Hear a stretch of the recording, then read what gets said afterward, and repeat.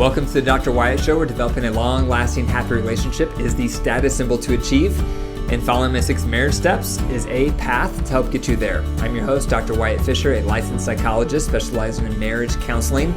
The Dr. Wyatt Show is listener-supported, so to help keep it on the air so couples worldwide can receive hope for their marriage, please consider becoming a monthly supporter by going to patreon.com/Dr. Wyatt Show. As a reminder, you can call me Monday through Thursday from 4:30 to 6 Mountain Standard Time at 720-307-7347, and I'll answer your marriage questions. So be sure to give me a call and tell your family and friends. And those questions and answers are going to become a part of the Dr. Wyatt Show podcast. And on that note, I got a call this last week, so I'm going to play the message, the recording of me and this person talking, and it's an intro into the topic today. And the topic today is 4 steps to managing old wounds. Okay, we're ready. Welcome to the Dr. Wyatt Show podcast. What can I do for you? So my question is, my wife has this uncanny ability to never forget situations that we maybe got into a disagreement, or I said something that, kind of frustrated her or something, and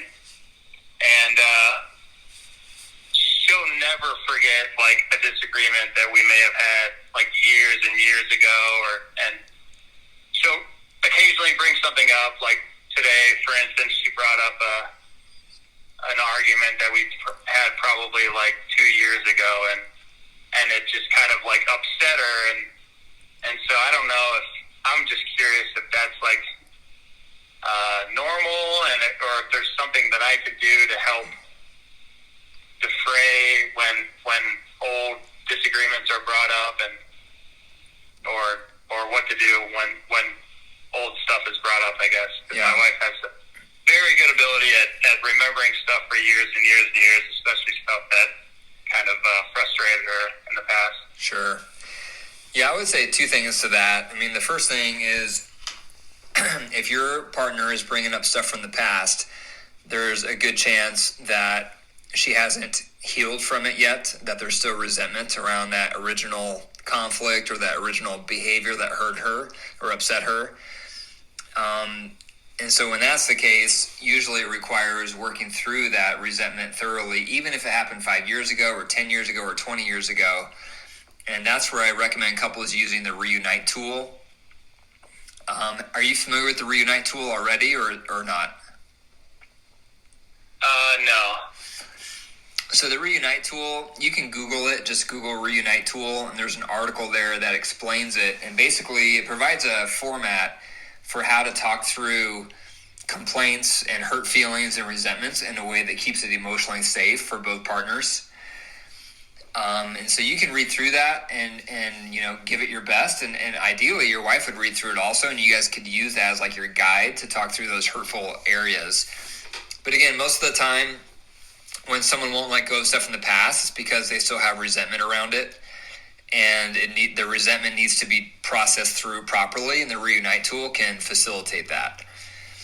Another time, wherein someone will bring up stuff from the past is maybe they have healed from the past wound, but the current behavior is reminding them of it, so they're getting triggered in the moment.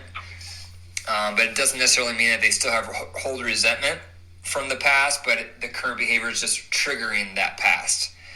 And so that also could be occurring. So that might be a discussion to have with your wife if you haven't already, is just ask her, I notice that when we had that conflict, you brought up that thing that happened in the past. Is that still something that you resent? Is that still a wound that we need to talk further through? And if she says yes, then you could pivot over and use the Reunite tool for both of you. Okay, sounds good. Yeah, I'll definitely look up the Reunite tool as soon as I get home. Yeah, it's nice. It's nice because, we're not trained on how to talk through hard stuff. So most of us, when there's a hurtful behavior or an offense, we just kind of sweep it under the rug or we blow up. And because of that, usually it's not handled properly. And so it can get stuck in the person's heart. And so that's why going back and circling through using something like the Reunite tool can really be therapeutic. Okay, great. Sounds good. Yeah, I'll definitely give it a shot. Okay, let me know if you have any questions. All right. Okay, thank you. All right, you're welcome. Bye-bye. All right. So that's a common question right there. And that's why I thought I would do this whole podcast episode today on how do you manage old wounds. So the first question, the first thing to consider is discern if there are old wounds. And the number one way you know if there are old wounds is if you're married to someone who brings up things you've done in the past. If you have conflicts, you have tension, and they bring up things you did a year ago or 5 years ago or 20 years ago, most likely that's an old wound that needs to be tended to.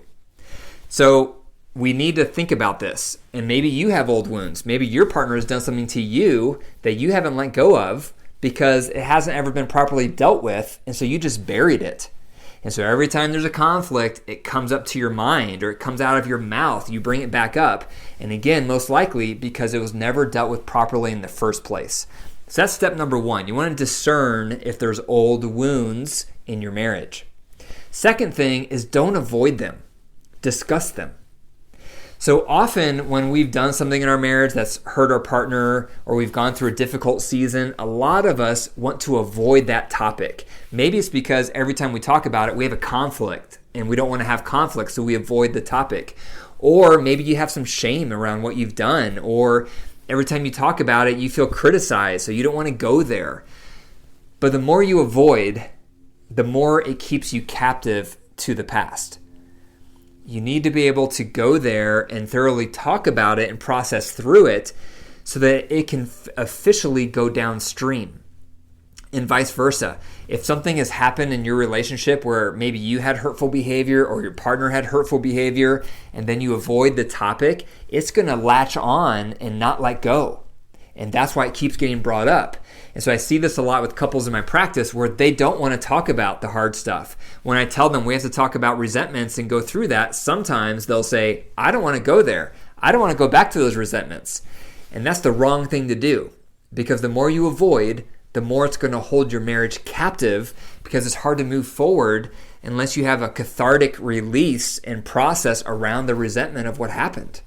So don't avoid those topics. Instead, you need to discuss them.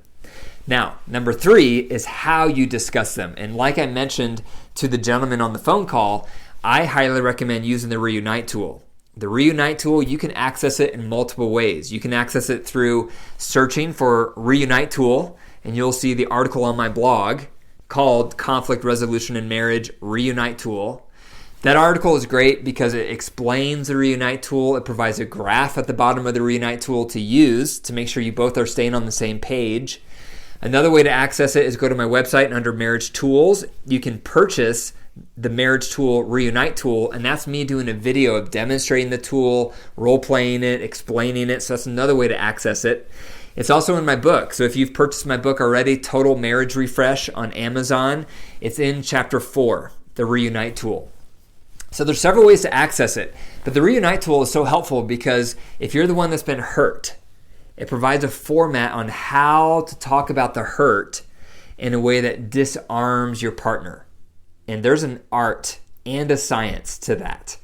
Because usually when we talk about what our partner has done that's hurt us or offended us or upset us, they feel attacked, and then they give us the opposite of what we want. Instead of them taking ownership, and instead of them empathizing, instead of them apologizing, instead of them making amends, what do? They get defensive because they feel attacked. And then we feel even more upset because we don't get any sympathy or healing from that conversation. It makes it worse. And that's why a lot of couples avoid.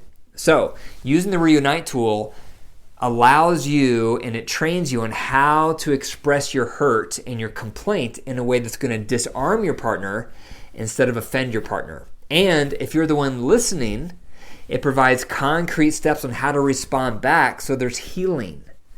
Those kind of conversations are pivotal for any kind of hurtful pattern of behavior or a hurtful event that occurred in your relationship. You're not going to get over it unless you have a very healing conversation. And that conversation ends with, what do we do different moving forward? As you've heard me say, the best way to say sorry is changed behavior. Now, the Reunite tool It's hard to do because it's not natural. So you can try your best, read through it with your partner. I encourage couples to draw it up on a board, put it on your phone, take a picture of the graph so that you both are looking at it at the same time to stay on point. Most couples need some training around it. If you find yourself not able to follow it, feel free to contact me and we can set up a few counseling sessions so I can personally train you on it. And then you'll become very competent at it so you can do it on your own. The fourth thing that you need to do is manage triggers. So even if you've talked through old wounds, even if you've been very supportive emotionally around old wounds, even if that old pattern of behavior that was hurtful is no longer there because you've made changes or your partner has made changes, once in a while, you still may get triggered.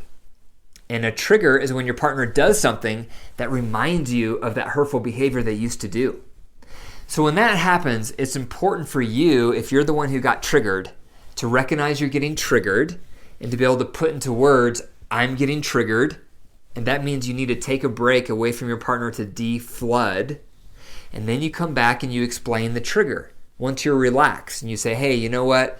That behavior that just happened, I know you weren't meaning it like this, but it reminded me of that pattern that we used to have in our marriage. And so it triggered me and I got flooded.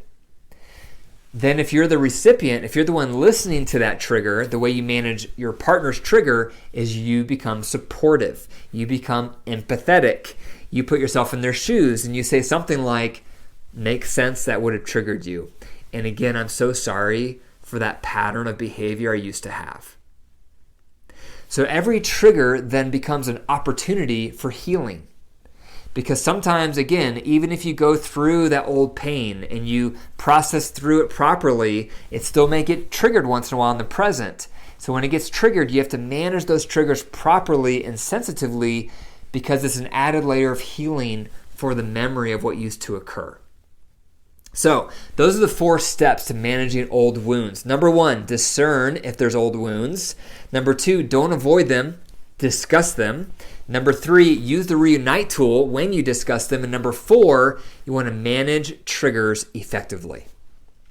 Thank you for listening to the Dr. Wyatt Show. If you enjoyed the episode, click the 5 stars and leave a review. And remember, I am recruiting right now for couples who want to lead my Total Marriage Refresh seminar and provide follow-up relationship coaching after the seminar. I will train you, I will pay you, and I will supervise you. If you are interested, the next cohort to go through my training program starts mid-June. So I'm actively signing up people right now. So contact me if you are interested in learning more about the program. You can email me at info@drwyattfisher.com. And remember, your marriage is alive. So if you care for it and nurture it and tend to it, it will grow. But if you neglect it and deprive it, it can wilt and die. The choice is up to you.